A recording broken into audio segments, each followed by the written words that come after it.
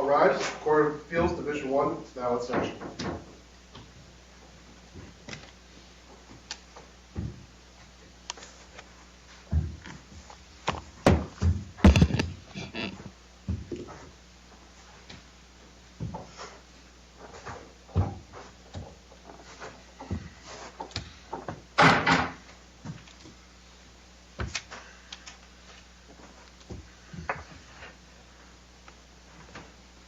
Please be seated. Thank you. Good morning. We're here in our case 1CACV 23-0042, North Scottsdale versus Core Center. Each side will have 20 minutes to present their argument. Appellant, you may save as much time as you want for rebuttal, but you'll have to manage your own time. We have a clock at the podium for that purpose. We are recording the argument both in audio and video, so when you approach the podium to speak, please identify yourself and your client so that when we review everything afterward, we can keep everybody straight. The video will be on YouTube in a few days, so you can watch and see how well you think you did. We've read the briefs, we've conferenced the case, we understand the facts and the issues. So when you begin your argument, just start out with what you want to talk with us about. Counsel, you may begin.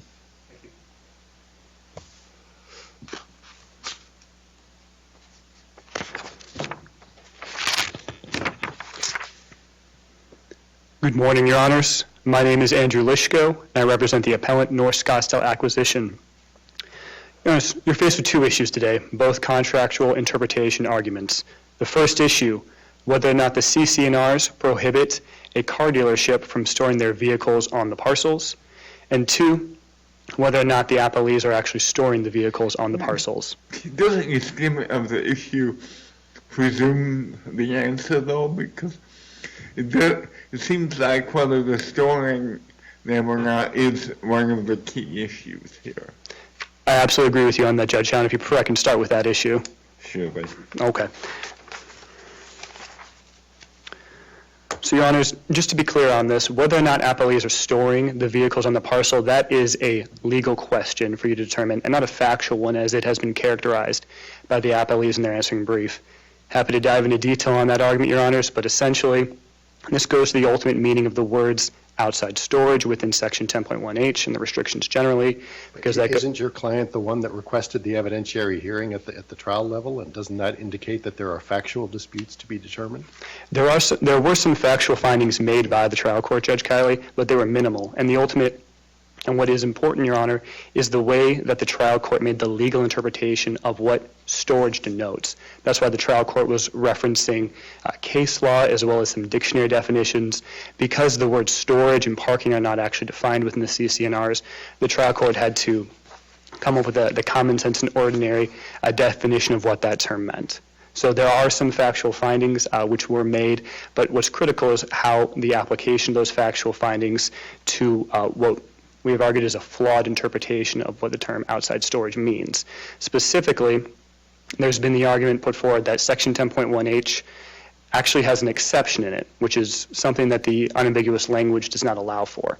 The trial court found, and the appellees urged this court to adopt the interpretation that Section 10.1H does not mean the outside storage of any products, goods, or materials, but actually has an exception of any products, goods, or materials that are normally stored inside, or perhaps the interpretation, the outside storage of any products or goods except for vehicles.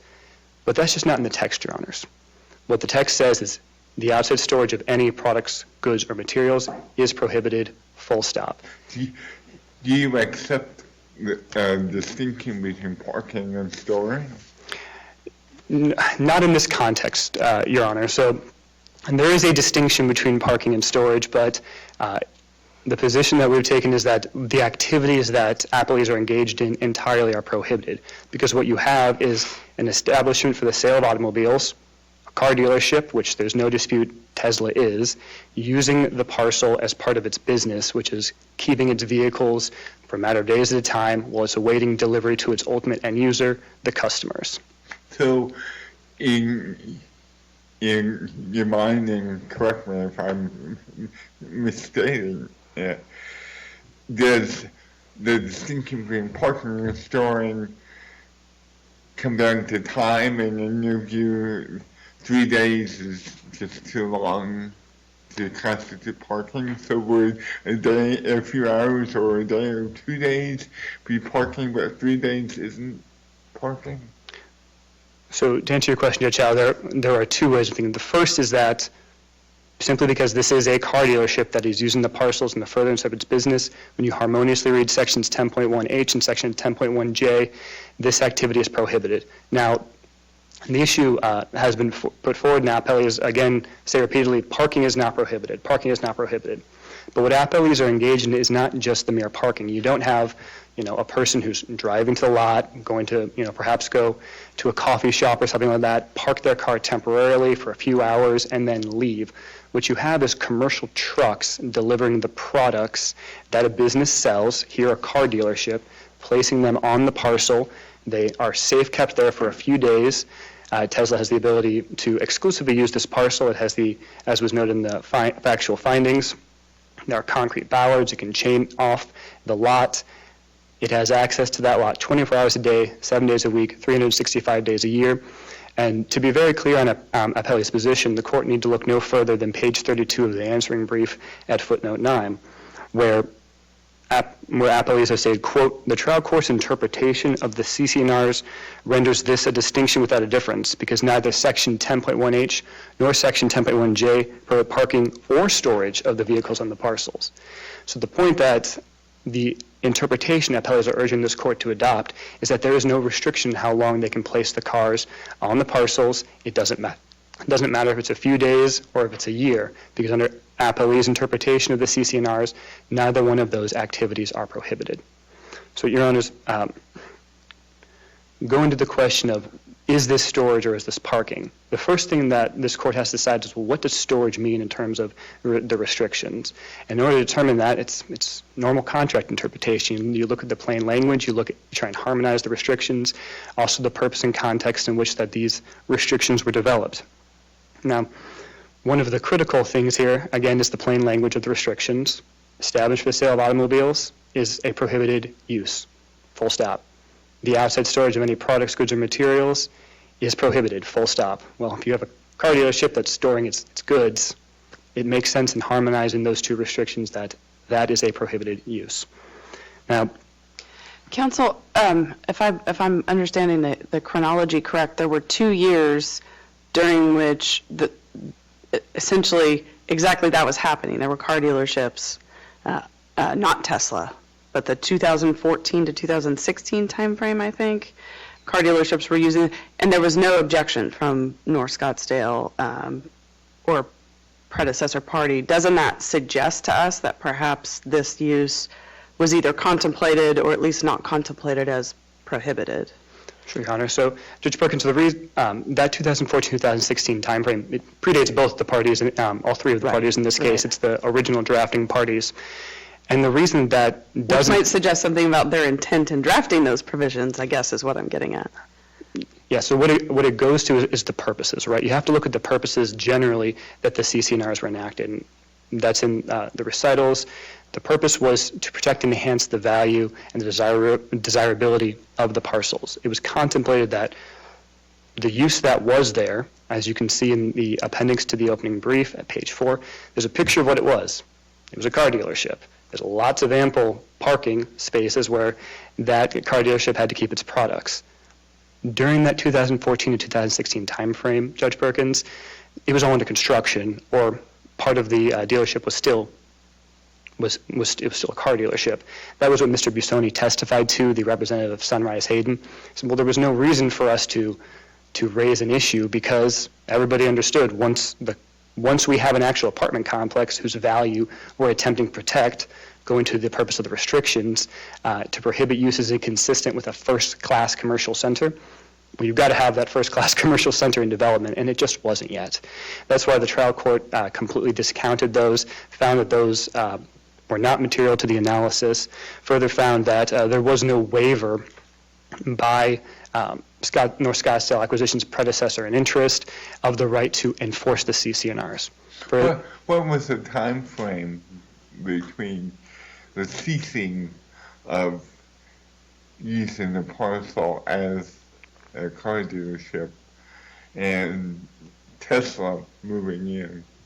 It was a number of years, Judge Howe. So 2016, end of 2016, early 2017 is what the evidence showed that these other leases ended. That was around the same time that the completion of the apartment complex took place. It was not until 2021 in July when a parking lot was constructed by Appalachia Core Center for use to lease to Tesla. So 4 years. The parties to this matter first learned about the fact that those leases even existed well into this litigation. So to the extent there's an argument made that Appalachians were relying upon those prior uses, it just wasn't something that the record shows they had any knowledge of at the time that the decision was made to enter into the lease to allow the storage of Tesla's vehicles on the parcel. Let me go back to the difference between parking and storage. If I go to the airport, I'm taking a week-long trip, I leave my car in long-term parking, I go on my trip, and I come back, get my car's sitting there for a week. It's still parked, right? It's not stored. Is it the length of time that you believe draws the distinction between storage and parking, or is it something else? There's multiple factors, Judge Kelly. I think one of the key things in your example is that you were the person who drove your car, you parked your personal vehicle. But what we have is a different situation when you've got a business and their product is selling cars. And there's not someone who's driving and putting the car there temporarily on the lot. They're being delivered on the back of commercial trucks. So part of it is they're pre-sold in the process of being delivered to the purchaser. They're already spoken for. It's not as though you've got people walking onto the lot looking at cars and kicking tires and deciding what they want to buy. These cars have already been sold, right? Yes and no. Well, the evidence was that the majority of the cars have been sold, but some of them might not have been. You're also dealing with trade-in vehicles that were sometimes placed on the lot pending before they were sent off to auction. So it wasn't exclusively pre-sold vehicles. But even had it been, I think what that really goes to, Judge Kiley, is the definition of the word products. Right? And as we've submitted in our opening brief, you can see at page 23, the definition of product in common usage, Black's Law Dictionary defines it as something that is distributed commercially for use or consumption, and that is 1, tangible personal property, like a vehicle, 2, the result of fabrication or processing, Tesla manufactures its vehicles, and 3, and I think this is really critical to your question, Judge Kiley, an item that has passed through a chain of commercial distribution before ultimate use or consumption. So this is still in the complete control of Tesla. It has not passed on to its end user. That's what makes it a product, is that it remains in control of the seller and the manufacturer, Tesla. The difference categorically between parking and storing goes in part to the intended use, and it can also go to the time. That's what was really focused on, as you could see from the various case law across the country. There's a couple things I think that's really critical when Your Honors are reviewing that case law and the timing.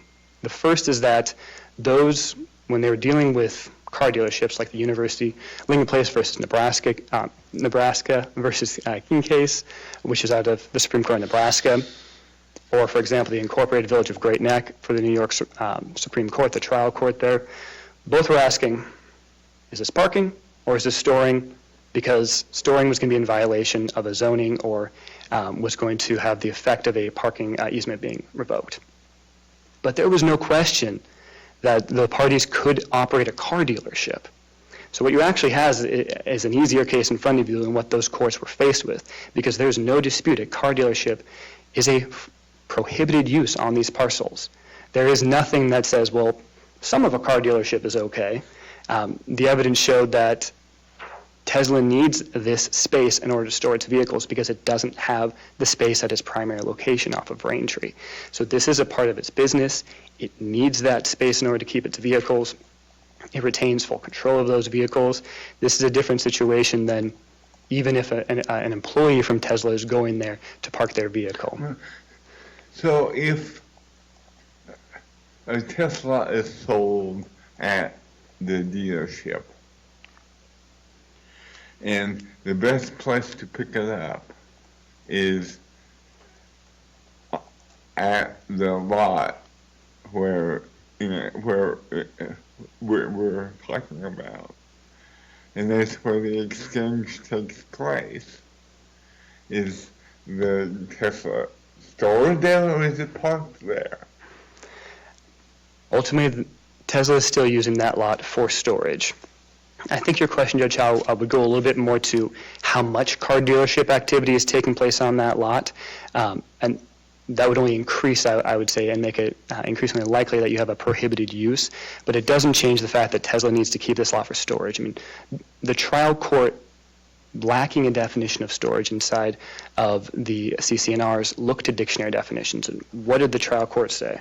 Well, page 11, the trial court recognized that the definition of to store means safekeeping of goods in warehouse or other depository.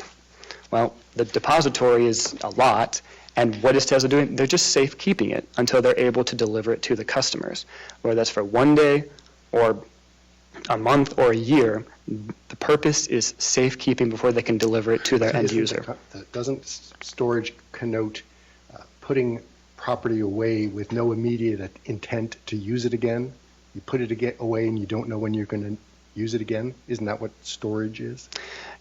You know, Judge Kiley, nothing that I can recall in the case law addresses the point of not knowing when you're going to use it again. It's just putting away for future use. I mean, it's the Black's Law Dictionary definition that was cited by the trial court is one of the older editions. The newer edition is this, kind of goes a little bit more to your point, which is that to store means to keep goods in safekeeping for future delivery in an unchanged condition. The point is that you're keeping it here for as long as you need it until it has that future use.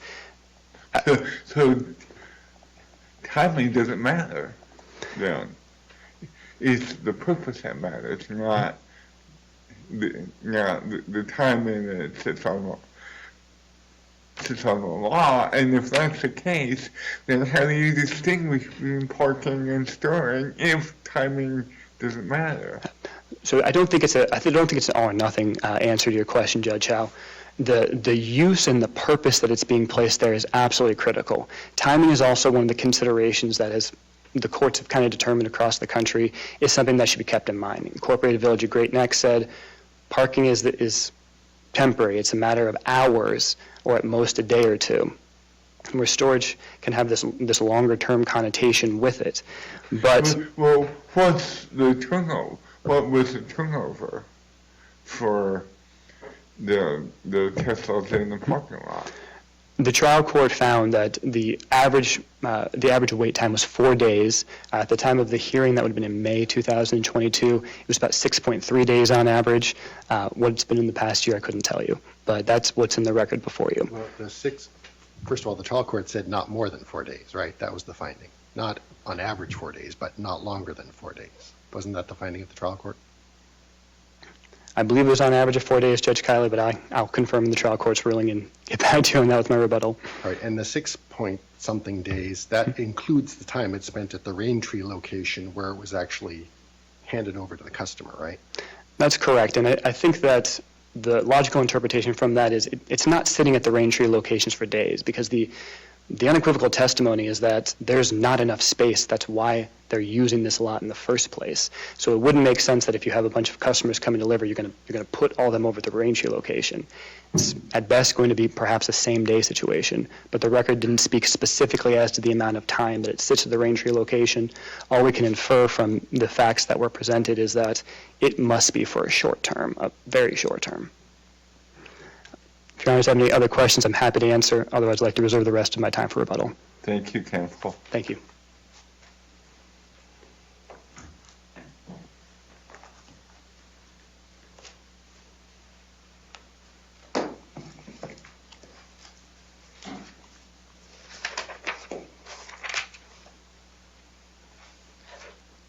Good morning, Your Honors. My name is Evan Hiller. I represent the Appalese, Core Center, and Tesla. So, counsel, what is the difference between parking and storage? Well, Your Honor, there's an Arizona case on point. It's State versus Jones. It arose because there was a criminal statute that imposed burglary on outside fenced yards where goods were stored. And what the court actually did was go to some New York cases, especially the Monument Garage case, and it adopted this definition that says parking connotes a shorter term duration and transience.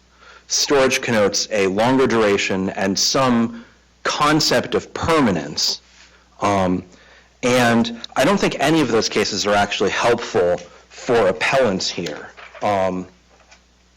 The case that they keep talking about, this Incorporated Village of Great Neck, it's a New York trial court case. That's not actually the New York Court of Appeals, which is the highest level appellate court.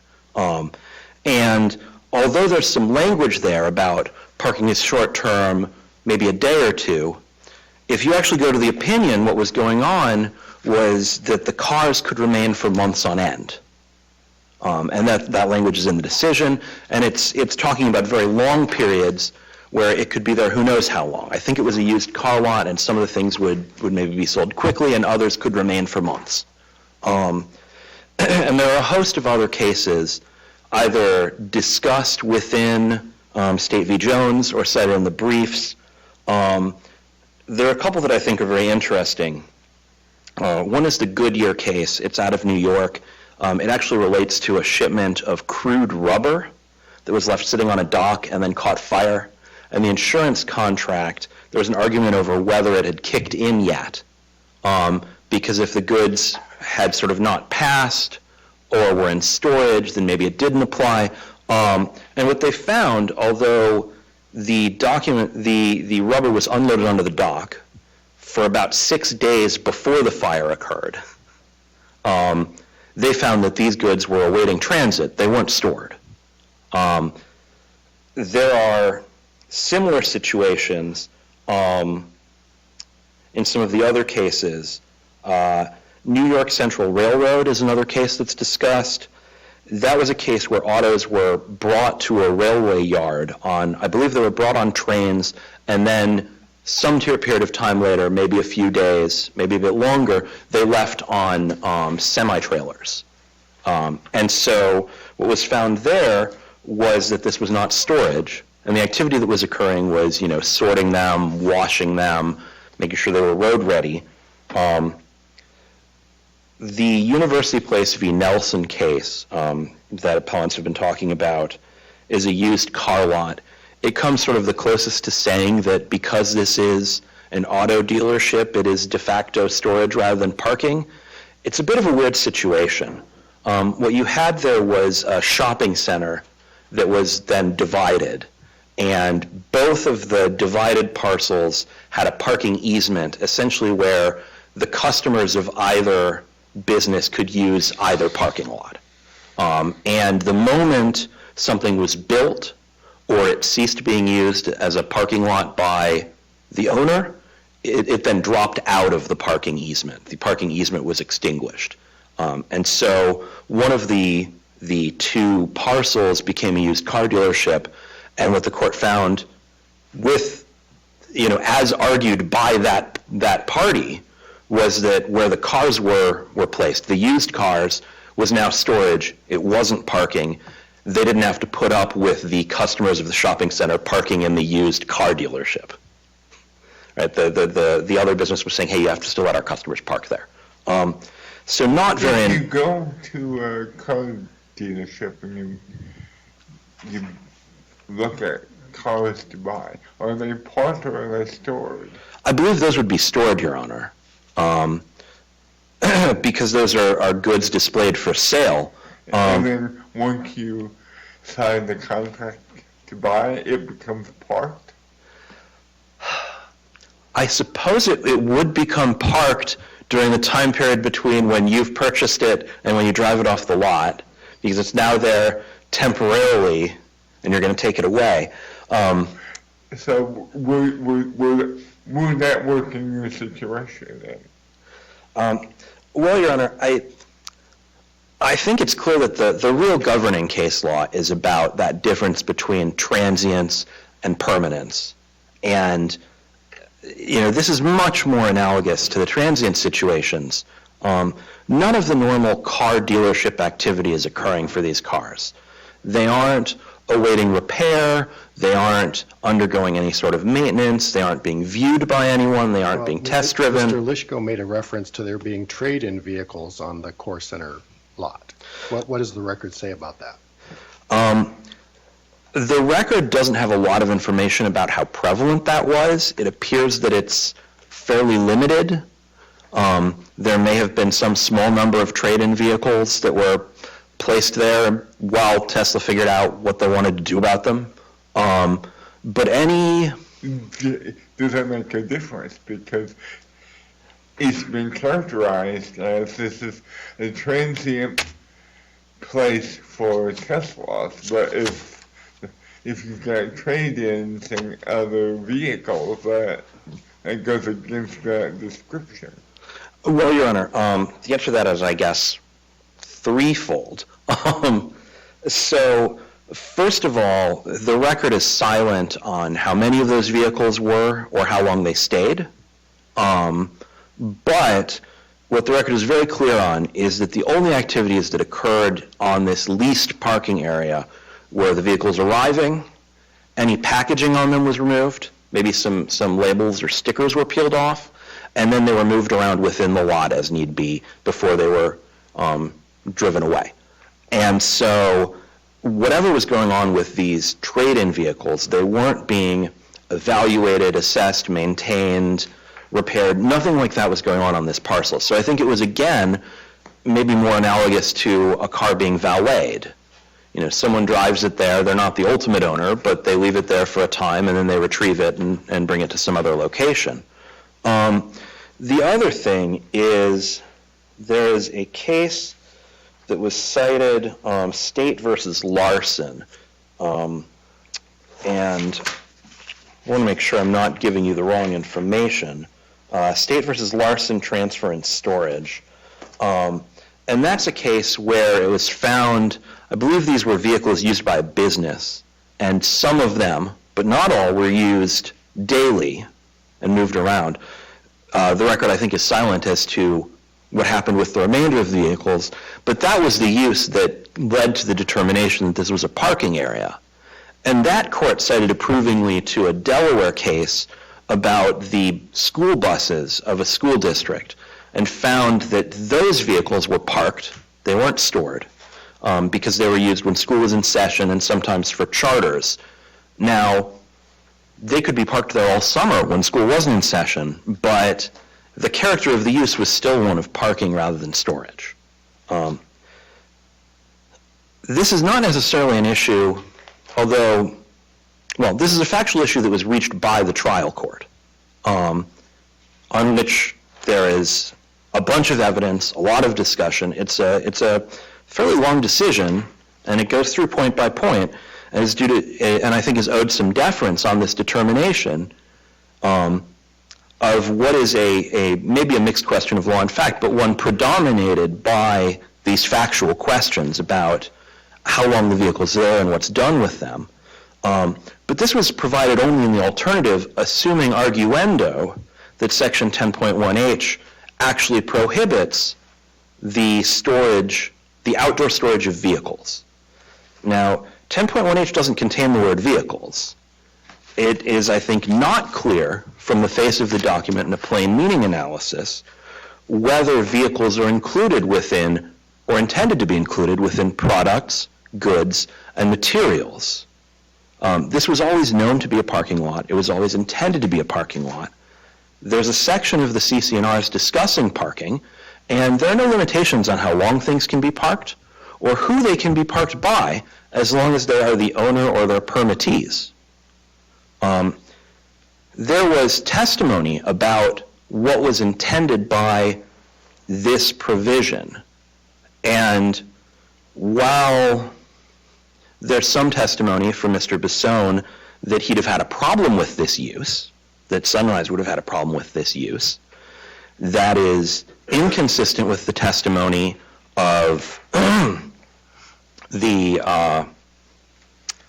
original signatories who owned the core parcel, and with Mr. Wadsworth's testimony, with the testimony of the gentleman who then purchased it from Mr. Wadsworth, the present owner, who had discussions about what these things meant with Mr. Wadsworth before buying the property, which is that this was designed to avoid junking up the property. You didn't want pallets of goods laying around. The appellants raised the argument that under your interpretation of the CCNRs, a rental car agency could keep its fleet of vehicles on the property, or U-Haul could keep a fleet of delivery or rental vehicles on the property. Is that your position? Well, Your Honor, that's not what's actually before the court. And we cite Brush and Nib to point out that all we're dealing with is Tesla's use, the specific factual circumstances here. I think they're... So, we're testing how the rule would apply in other situations. So we do the hypotheticals all the time. So I am not certain, as I sit here today, what goods and products, if we go looking in Black's Dictionary and rentals, I don't know that goods and products have to be for sale rather than for rent. If these are products for rental, it may be that U-Haul is running afoul of that, right? These are their goods, they're their products, people come and rent them. It may be that a rental car dealer, a rental facility would similarly trespass on this. The place that appellants tend to go is looking back at some of the prefatory language in Section 10.1, which was not presented to the court as a basis for prohibiting this activity. It wasn't in the speedy trial memos. It wasn't in the pre-hearing memos. I think it can only add context. But what you have testimony from Mr. Basson about is that the idea was to try and make sure that these were first class rather than coach. It was of high quality materials. It was well maintained, whatever was going on there. But the language makes clear that this provision, the testimony makes clear that this provision is about concerns of junking up the property, about concerns with visual clutter or with it appearing sort of low rent in a way that might damage the marketability of the entire project. Now, the CCNRs bind both parcels and are intended for the benefit of both parcels. And this was known that it would be a parking lot. It's subject to a height restriction, the purpose of which is to make sure that the apartment complex can be seen from Hayden Road. But there's not a substantial difference here between what Tesla's doing and the customers of any business, and a valet parking lot, things that would not be prohibited, and that would clearly not be prohibited. So U-Haul and the rental company are arguing with storing the vehicles until someone comes and takes them. But Tesla, which puts the cars on the lot until someone comes and gets them, is not storing them. No, Your Honor, it's parking them. It is essentially a valet lot for Tesla.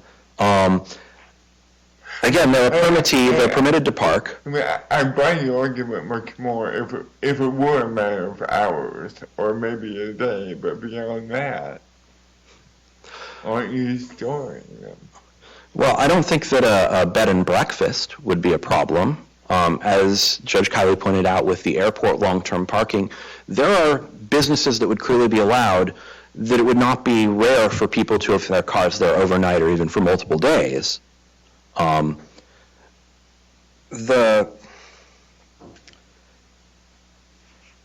The purpose, as stated, of the CCNRs is to ensure that this is consistent with first-class commercial centers in the area where this project is. Is that term defined?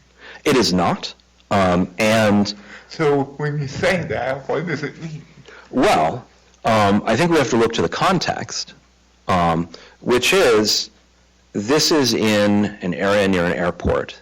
It is zoned for commercial. It is big box stores. It is bordered on three sides by, respectively, a Costco gas station, a Costco car wash, and the loading docks at the back of a Home Depot. This is a heavily commercial neighborhood. And this is certainly, this Tesla lease is certainly not inconsistent with the neighborhood. Were those three uses in place at the time the CCNRs were adopted? I believe they Was were. on the hook? Okay.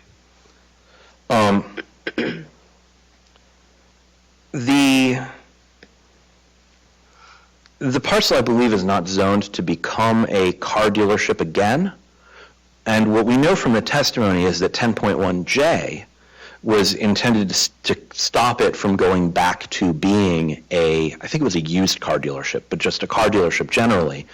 And then when there were questions about why that was a concern, Mr. Basone talked about vehicles in a state of disrepair awaiting service. He talked about people being able to see into the repair bays that would be associated with a car dealership. Again, this is all about wanting to avoid something akin to an auto repair shop. It's not about a concern with new vehicles coming onto and off the lot and being parked there. It's not a problem with parking that animates these portions of the CC&Rs. And to read that in, right, this is not the plain language that prohibits it. Appellants are asking you to extend the plain language to capture something that is not actually inconsistent with what everyone testified about intent being, is not inconsistent with what the trial court found the intent to be, and is a behavior that was occurring from the moment the CC&Rs were actually entered into for several years. And this property was used for inventory by, I believe it was Van Chevrolet. It was explored as an employee parking lot for a Harley-Davidson dealership. This was always going to be parked cars. These just happen to be nice ones.